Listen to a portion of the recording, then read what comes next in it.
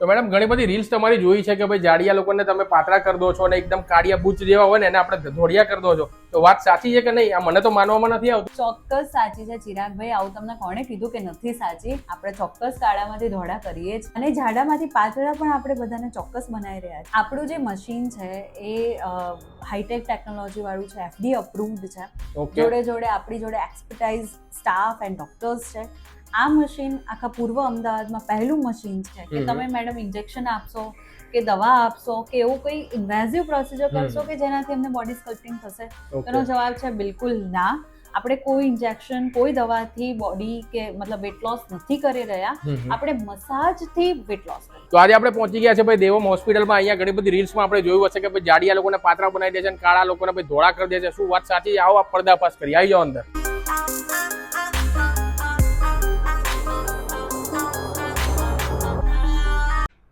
તો મેડમ ઘણી બધી રીલ્સ તમારી જોઈ છે કે ભાઈ જાડિયા લોકોને તમે પાતળા કરી દો છો અને એકદમ કાળિયા જેવા હોય ને એને આપણે ધોળિયા કરી દો છો, તો વાત સાચી છે કે નહીં? આ મને તો માનવામાં નથી આવતું મેડમ. ચોક્કસ સાચી છે ચિરાગભાઈ. આવું તમને કોણે કીધું કે નથી સાચી? આપણે ચોક્કસ કાળામાંથી ધોળા કરીએ છીએ અને જાડામાંથી પાતળા કરીએ છીએ. તમે બેસો, હું તમને સમજાવું. કાળામાંથી ધોળું થવું એટલે બિલકુલ આપણે રેસિઝમને સપોર્ટ નથી કરી રહ્યા. પણ કોઈને પિગમેન્ટેશન હોય, કોઈને સન ટેનિંગ હોય કે કોઈને કોઈ સ્કિન ડેમેજ થઈ છે વોટ એવર રીઝન્સના લીધે, એ ડેમેજને રિકવર કરવું, એનાથી આપણે કાળામાંથી ધોળા થઈ શકીએ. અને જાડામાંથી પાતળા પણ આપણે બધાને ચોક્કસ બનાવી રહ્યા છે. એ કઈ રીતે થાય મેડમ? ઓકે, એનું બોડી સ્કલ્પટિંગ નું મશીન હોય છે. બોડી સ્કલ્પટિંગ અથવા તો સ્કૂલ સ્કલ્પટિંગ કહેવાય છે. એ મશીનથી આપણે જામેલી ચરબીને ઓછી કરી શકીએ. બરોબર. એટલે માણસો જે જીમમાં એટલી બધી મહેનત કરતા હોય છતાં પણ એ પાતળા નથી થતા, આ મશીન ટેકનોલોજી થ્રુ આપણે એ માણસોને જામેલી ચરબી દૂર કરી શકીએ. જાડામાંથી પાતળા આપણે ચોક્કસ કરી શકીએ. તો મેડમ જાડિયામાંથી પાતળા થવા માટે મશીન તો ઘણી બધી જગ્યાએ અવેલેબલ હોય છે, તો તમારા મશીનમાં એવી શું ખાસિયત છે? ઓકે, આપણું જે મશીન છે એ હાઈટેક ટેકનોલોજી વાળું છે, FDA અપ્રુવ્ડ છે. જોડે જોડે આપણી જોડે એક્સપર્ટાઇઝ સ્ટાફ એન્ડ ડોક્ટર્સ છે. આ મશીન આખા પૂર્વ અમદાવાદમાં પહેલું મશીન છે. આખા પૂર્વ અમદાવાદ? યસ. શું વાત કરો છો? પહેલું મશીન છે. અને આપણે જે લોકોને ડાયટ પ્લાન આપીએ છીએ કસ્ટમાઇઝ ડાયટ પ્લાન હોય. કોઈ પણ વ્યક્તિનું જે ડાયટ પ્લાન એના મુજબ આપે, એની બોડી ટાઈપ મુજબ આપે, તો વધારે રિઝલ્ટ આપતો હોય. ઓકે, તો આ આપણી એક્સપર્ટીઝ. તો મેડમ આપણે તમારી ઘણી રીલ્સ જોઈ છે કે હાઇડ્રા ફેશિયલથી આપણે છે ને ધોળા કરી દો છો, તો મને ધોળો કરી દો મેડમ. હાઇડ્રા ફેશિયલથી બધી જ પ્રકારની સ્કિન સફેદ થઈ શકે કે ધોળી થઈ શકે એવું નથી હોતું. બરોબર. કારણ કે મારે છે ને યુટ્યુબર છું મેડમ, તો મારે ઘણી બધી જગ્યાએ જવાનું હોય છે, તડકામાં ફરવાનું થતું હોય છે, એના કારણે જુઓ તમે સ્કિન બધી બ્લેક થઈ ગઈ છે, તો એના હાઇડ્રા ફેશિયલ કરી દો એટલે હું ધોળો થઈ જાઉં. હાઇડ્રા ફેશિયલથી બધા જ પ્રકારનું ટેનિંગ, કોઈ ક્રોનિક હોય, કોઈ એક્યુટ હોય, કોઈ લાંબા ગાળાનું છે, તો બધા જ પ્રકારનું ટેનિંગ દૂર થાય એવું નથી હોતું. કોઈ માણસ એક અઠવાડિયાની અંદરનું ટેનિંગ લઈને આવ્યો છે અને હાઇડ્રા ફેશિયલ કરાવે છે તો એને બહુ સારું રિઝલ્ટ મળી શકે. પણ કોઈ માણસે વર્ષોથી સ્કિન ડેમેજ છે અને હાઇડ્રા ફેશિયલ કરાવે છે તો એ માણસે હાઇડ્રા ફેશિયલથી રિઝલ્ટ મળે એવું નથી હોતું. બરોબર. સો આ મેં ક્યાંય મારી રીલમાં એવું નથી કીધું કે હાઇડ્રા ફેશિયલથી ધોળા થાવ. સો એવું હોય કે હાઇડ્રા ફેશિયલથી ધોળા થઈ જવાય તેવું નથી હોતું. Depend on the ten, depend on the level of damage, એ રીતે હોય છે. તો હાઇડ્રા ફેશિયલથી નહીં થાય તો બીજી કઈ ટ્રીટમેન્ટ કરવી પડશે એના માટે? આપણી જોડે એવી ઘણી બધી સ્કિન વ્હાઇટનિંગ એન્ડ રેજ્યુનેશન ટ્રીટમેન્ટ છે જે ટ્રીટમેન્ટ ડીપલી સ્કિનને હીલ કરે, સ્કિનને નવી બનાવે છે, સ્કિનને રીસર્ફેસિંગ કરે છે. એવી ઘણી બધી ટ્રીટમેન્ટથી તમે સ્કિનને રેજ્યુનેટ કરી શકો, સ્કિનને રિપેર કરી શકો, તો એમાં ડેમેજ તમારો ચોક્કસ થઈ શકે. મેડમ કોઈ પણ ટ્રીટમેન્ટ આપણે તમારે ત્યાં કરાવી દઈએ તો કાયમ આવી રહેશે કે પછી એમાં ડલ થઈ જશે? કારણ કે હવે ગરમીમાં ટ્રીટમેન્ટ આજે તો મેં કરાવી દીધી, હવે કાલે મારે અલગ અલગ સિટીમાં અલગ અલગ લોકેશન પર જવાનું હોય છે, તો પછી સ્કિન બ્લેક થઈ જશે કે આવીને આવી જ રહેશે?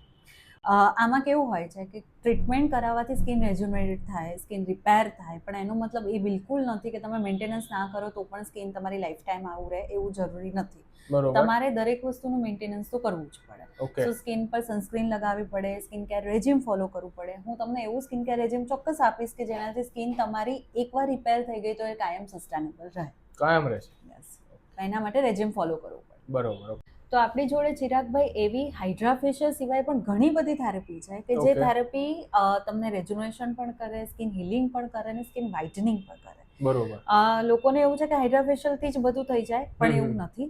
હાઇડ્રા ફેશિયલ કે કોરિયન ફેશિયલ કે કોઈ પણ પ્રકારના ફેશિયલ શબ્દ જેમાં લાગે એ બધા જ વસ્તુઓ ટેમ્પરરી હોય. તો તમને ઘરમાં કોઈ ઓકેશન આવે છે, કોઈ ફેસ્ટિવલ છે કે મેરેજ આવે છે, તો ઘણા લોકોને એવું હોય કે ટેમ્પરરી ગ્લો જોઈતો હોય કે 10 to 15 ડેઝ માટે ગ્લો જોઈતો હોય તો બરોબર. તમે ફેશિયલ્સ કરાવી શકો. ઓકે. એમાં કોરિયન ફેશિયલ પણ કરાવી શકો, હાઇડ્રા ફેશિયલ પણ કરાવી શકો. પણ એવું હોય કે તમારે લોંગર ટર્મનું ડેમેજ છે, તમને લોંગર ટર્મનું ટેનિંગ છે કે લોંગર ટર્મની કોઈ ડેમેજ થઈ ગયું છે, બહુ ડીપ Okay. ડેમેજ છે, તો એવી વસ્તુઓ માટે સ્કિન હિલિંગ ટ્રીટમેન્ટ્સ કરાવવી જોઈએ.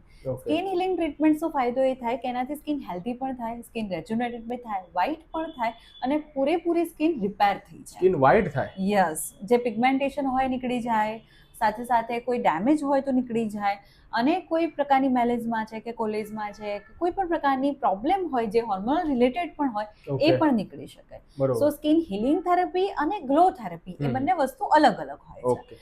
સાથે સાથે આપણે બોડી વ્હાઇટનિંગ પણ કરીએ છીએ. બોડી પર કેરેટોસિસ પિલારિસ હોય કે પિગમેન્ટેશન હોય કે સ્કાર હોય અથવા બોડી પરનું બી ટેનિંગ હોય તો એ બરોબર. પણ નીકળી શકે. એ પણ નીકળી જાય. લોકોને એવું હોય છે કે ઓહો. ડોક્ટર જોડે જઈને ખાલી ફેસની થેરપી કરાવાય, પણ એવું Okay. નથી હોતું. તમે બરોબર. બોડીની પણ કરાવો તો તમે ઇવન ટોન લાગો. એવું ના લાગે તમે ફેસ અલગથી સ્કિન ટોન દેખાય છે અથવા બોડીનો ટોન અલગ દેખાય છે, એવું ના બરોબર. થાય, ઓકે. રાઈટ? ઓકે.